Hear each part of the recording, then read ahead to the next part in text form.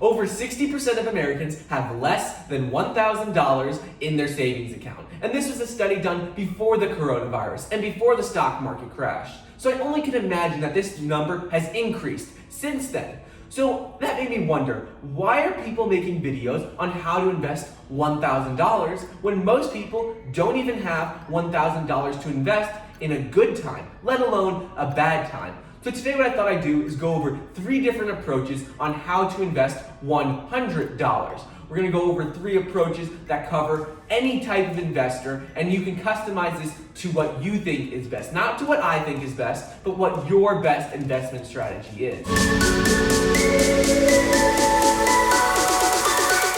What's up everybody, Michael here, welcome back to another video. Today we're going to go over 3 different approaches on how to invest $100. But before we get into that, it would mean a lot to me if you could like the video down below, leave a comment, and subscribe. It really helps out a lot with the YouTube algorithm. So anyways, the 3 approaches we're going to go over today is a conservative approach, a moderate approach, and an aggressive approach. And I'm not going to talk about which stocks to buy in particular or telling you exactly what to do. But what I am going to do is help inform you so that you can make the best decision with your $100. So maybe you could turn that $100 into $1,000.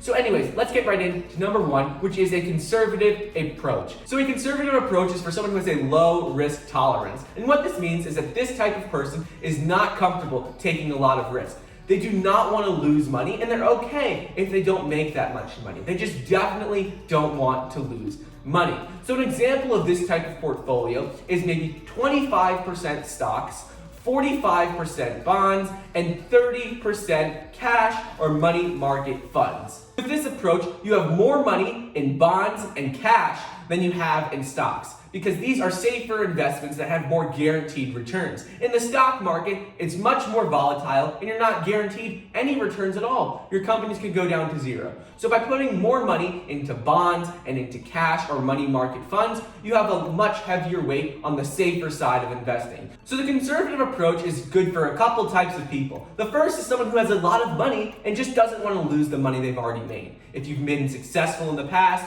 and you have a significant amount, you just don't want to lose your money, and you're fine if you make a smaller return every single year. The second type of person that is good for a conservative approach is someone who's just nervous about investing in general. Someone who wants to get a return but doesn't feel comfortable putting their money into the stock market. And the third type of person who's good for a conservative approach is someone who doesn't have a long time horizon. Someone who needs the money immediately. So if you don't have a lot of money and you want to invest it and get a small return, but you might need it in, let's say, 3 years or less, using a conservative approach is probably best for you, because if you need to take the money out, you're not at risk of it going down significantly. Because in a 3-year time period, with these safer investments, it's going to be around the same amount as you invested it, maybe a little bit more, maybe a little bit less. But you're not going to have lost 50% of the value of your portfolio with this conservative approach. The second approach is a moderate approach. And this is someone who has a moderate risk tolerance, which means they're willing to take on some risk, and they also have a longer time horizon of 5 years or more, which means that they don't need that money for at least 5 years. Most investors fall into this category because most people want to see good returns on their investment, but they're not so comfortable taking on a lot of market risk. So with a moderate portfolio, you'll typically see an annual return of 7 to 8% on your investment, which is great. But some years it might go up 20 to 30% in the biggest increase years, and the biggest declines could be 20 to 25% as well, like we saw recently with the stock market. So you just have to make sure that you're willing to invest this money for a longer period of time, because over time you get that 7 to 8%. But in the short run, you could lose 25% in 1 year, and you could gain 25% in 1 year. So this is just good for someone who has a 5-year or more time horizon. An example of this portfolio is 65% stocks, 30% bonds, and 5% cash.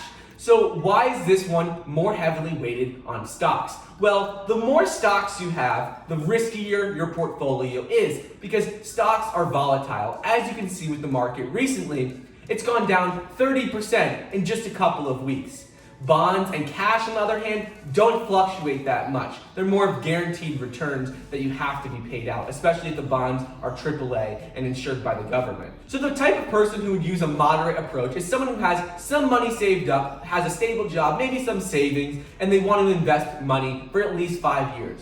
And why 5 years? Well, if you invest money for 5 years and the stock market goes down, let's say like it is right now, it's gone down 30% in the last couple of weeks.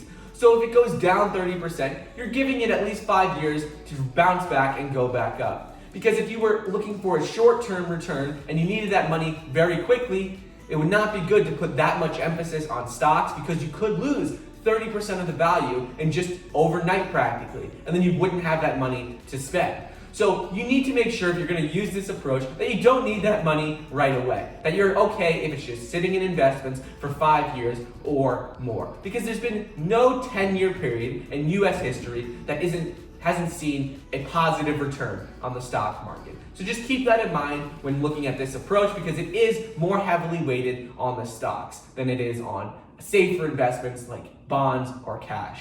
So the third approach is an aggressive approach. And an aggressive approach is for someone who has a high risk tolerance, meaning that they're able to take on and comfortable to take on a lot of risk. They're okay if the stock goes down 30% in a year and if it goes up 30% in a year. And also this person will have a longer time horizon, typically 10 years or more, because that gives it time in case the market goes down, they're giving themselves time for it to go back up again. And an example of this type of portfolio is 85% invested into stocks, 15% invested into bonds, and 0% into cash or money market funds. So with an aggressive portfolio, you can see upwards of 10, 11, 12% return every single year, with the best years being upwards of 30 to 40% increases, and the worst years being up to 30% decreases. So your whole portfolio could go up 30% a year or down 30% a year, which is not for everyone. So who would be a person who would use this type of approach? Well, someone in their 20s, 30s, even 40s. Someone who has a long time to invest their money is able to recoup any money they've lost.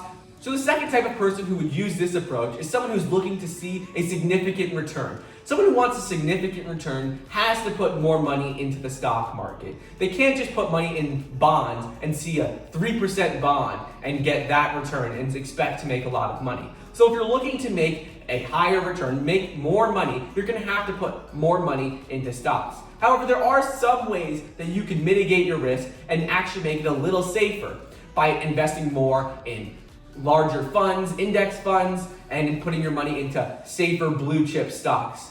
You don't want to put all of your money into smaller stocks, smaller companies that have high growth potential but could go to zero. You need to make sure you diversify your investments into the stock market. So even if you are using an aggressive approach, you can still mitigate some of your risk. So if I were to use an aggressive approach, my 85% that would go into stocks would probably mostly go into blue chip stocks, which are stocks that are established, companies that aren't typically going to go to zero in the next couple of years, companies that everyone knows about. I might put a smaller percent into some of the riskier investments, like some potential growth companies that most people don't know about, but maybe that I believe in. But most of my money would go into companies that everyone knows about, companies that are blue chip stocks that are in the S&P 500. This way that even though I'm using an aggressive approach, I'll still be mitigating my risk by putting my money into stocks, into companies that are more established. So the three approaches we went over are a conservative approach, a moderate approach, and an aggressive approach. And before you decide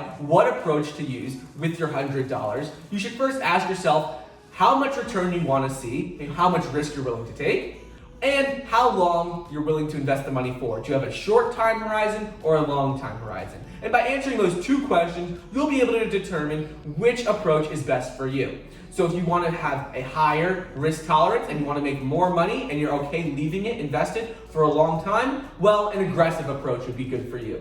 And if you're someone who does not want to take on a lot of risk and you're okay not making a lot of money, you just don't want to lose money, well then a conservative approach is best for you. So anyways, that's all I got for you guys today. Please make sure to like the video down below, leave a comment of which approach you think is best for you, and subscribe to my channel. Thank you so much for watching, and I'll see you guys next time.